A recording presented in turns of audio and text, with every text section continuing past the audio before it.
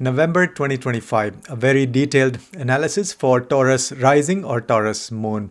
You see the external manifestation, the physical, practical reality from your lagna, from the rising sign, and you see the emotional impact, how you feel things from inside from your moon sign. So you can see from both. This is a profound month. Massive changes happening. Jupiter going retrograde, Saturn going direct. Mars will be in the own sign Scorpio throughout the month. Venus will be in Libra but afflicted with Sun there for half of the month. Mercury is going retrograde for 3 weeks, and then we have Sun changing signs from Libra to Scorpio. So we'll discuss all of that. Huge changes happening. First of all, let's start with Guru Maharaj. Jupiter will be going retrograde as of 11th of November. That's a big shift. So that means the first 10 days for Taurus rising or Taurus moon sign, you still have huge blessings of Guru Maharaj in your third house. That means first 10 days use for doing lots of networking, short distance travels, go out and meet people, write something, writing skills, doing things with your hands, healing. And then also better connection with your younger siblings and neighbors. Organize some social events in your neighborhood. And then great for communication, marketing, writing newsletters. All of those things flourish for the 10 days. Guru is Atichari, going very fast, wants to deliver results to you of your third house. But then starting 11th of November for several months, Jupiter Guru Maharaj will be retrograde. Retrograde planet, always remember, wants to internalize things.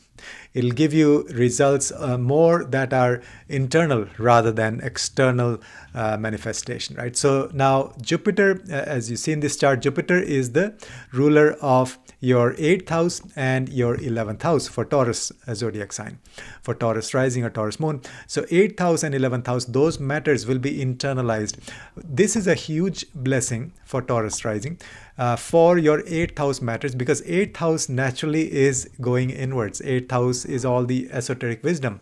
It's the secrets, it's the hidden wisdom, the secret of the universe. Who am I? What's my connection with the universe? So Jupiter will give you a chance to go within and find out those secrets. You may actually even meet some gurus that will help you along the way. Same thing with the 11th house matters. Those will be internalized. That means you will not be focusing so much on social media and stuff like that. You may not be focusing too much on acquiring new friends or making new friends, but it'll give you insights into who is your real friend. You'll find out after November 11th when Jupiter goes retrograde.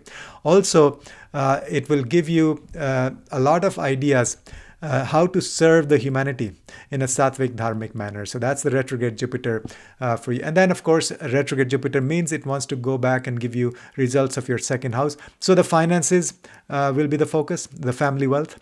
Your speech will improve. You'll have a very powerful speech. After November 11th, start giving some lectures or any speaking engagements, or just simply your words at home will carry a lot of weight. Okay, and then so that's Jupiter. Shani Maharaj will go direct after many months will go direct on 27th of November. So that means from 27th of November, Saturn will start giving you results of your 11th house for Taurus rising. This will improve your finances. This will, Shani Maharaj direct in the 11th house will give you long-term friendships, very mature connections. Those will be lifelong connections, lifelong friendships, not just superficial, frivolous kind of, connections. Also, same thing with the social media. If you do anything on social media for personal thing or for your business, you will develop very powerful partnerships and these connections that will serve you for the rest of your life. But until November 27th, Saturn is still retrograde. That means it wants to give you results of the 10th house. So your career, lots of opportunities. So this is actually a golden period, the first 27 days. And then Saturn will not be coming back to Aquarius for another 25, 26 years. So this is the last chance for Saturn to give you abundance of success in your career. It'll at least set up things for the long term where you'll start reaping the benefits down the road. But this is a good time to network, to expand your business, to look at some new projects, new opportunities. The first 27 days are powerful for your career. Then we have Surya Maharaj, Sun will be changing signs from Libra to Scorpio, 16th of November. So the first 16 days, actually, Sun is in the 6th house with Venus, the enemy Shukracharya. So the 4th house that is ruled by Sun, Leo, may suffer. That means at home, in your home environment with your family members, you may have differences. There may be ego issues. So be very careful with that. And then also 6th house is enemies and stuff. So that may give you some conflicts. So just deal with those in a very Venusian manner, not in a very like a leader kind of a manner, very tactfully. Then later half of the month, Sun will go to the 7th house, so you have to be careful in your relationships. Although Sun is very strong in Scorpio, it's in a friendly sign ruled by Mars, so that'll give you strength. But you may develop very strong, powerful partnerships during this time. But if you're already in a relationship, that means it may suffer because Sun in the 7th house can give you a lot of ego and also more, name and fame, and you may be famous, or you may be just self-absorbed, or too much focus on yourself. So that's the risk. So second half of the month, be very, very careful with your relationships. Now Venus will be in the sign of Libra most of the month until 26th of November. In the sign of Libra, in your 6th house. Venus in the 6th house, not that great for relationship in general, but it's also going to be with the Sun. So relationship throughout this month for you, got to be careful. Now Venus in the 6th house is very good for you to do some artistic work at work. In your job, in your profession, do more Venusian things, maybe social gatherings, or organizing some art events or things like that. And if you're artist, and that'll be a wonderful transit for you. So Venus in the 6th house will also give you healing power. 6th house relates to our health, and Venus is Shukracharya, the planet for healing. So it's a wonderful, powerful opportunity to awaken the healer within. You can even have as much healing power as having Sanjeevani Vidya. That means bringing the dead people back to life. So heal yourself from within. Your whole focus with this, chaos going on in the 6th house with Venus and Sun, enemies and all. There may be challenges, ego issues at work and all. But you want to be a healer, awaken your healing power. You can self-heal yourself. Very important transit in that respect. Then we have Mercury. Mercury is going to go retrograde for 3 weeks from 9th of November through 29th of November. And that'll be so in the sign of Scorpio, and then it'll actually go back to the sign of Libra. So Mercury retrograde, that means you want to internalize your 2nd house matters and your 5th house matters. It's a time to connect very deeply with your children, connect very deeply with your romantic partner. And also there may be some setbacks in your education. That's the 5th Lord going retrograde. Also some setbacks or challenges with your family wealth. That's the 2nd Lord going retrograde.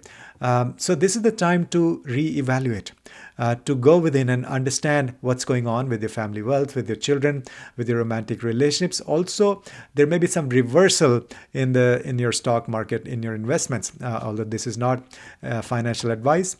But the energy is that you want to contemplate, you want to be very careful in any new investments, but focus more on stuff you've already done. So those may give you better results. And then, so that's Mercury, and then it'll go back to the 6th house. That's in the sign of Libra as of 23rd of November. Then we have Mars. Mars will be in your 7th house throughout the month. So in general, be very careful with your relationships. Again, there could be a lot of Martian energy, especially when Sun joins on the 16th. So throughout the month, first is do not react in your relationship, in your partnerships. If something comes up, just let it go. Or at least think about it, contemplate on what's going on. Do not just jump to conclusion. Do not take action immediately. Let's say something comes up in your relationship, marriage, and let's go there, let's do this. So be gentle, have some patience. Do not act impulsively when it comes to dealing with your spouse or your business partner also. But it gives you a lot of physical energy. So the best remedy is even with all the Sun and Venus going on, the best remedy in terms of relationship for you is do a lot of physical work, physical exercise with your partner. Go on a hike, go for long walks, or do some renovation projects at home, DIY projects at home. And then, of course, the mantra remedies, you can chant Hanuman Chalisa and also Gayatri Mantra. Second half of the month, chant a lot of Gayatri Mantra for improving your relationships and also for better energy in your home environment. That is the fourth lord, the Surya. And then, of course, the other remedies you can check on my website, Planetary Remedies. In general, there's a big focus on your Kama Trikona. That is your 3rd house, 7th house, and 11th house because of a lot of concentration of planets there in the water signs. So this month may give you fulfillment of desires, and also more going out, friend circle and stuff like that. So those are good, but also you want to focus on developing long-term partnerships, not just the immediate gains. And as I said, you'll also have clarity as to who's your real friend and what's going on in your social circle. So that's all the transits happening for the sign of Taurus. If you like the content, a humble request, please like, share, and subscribe to the channel.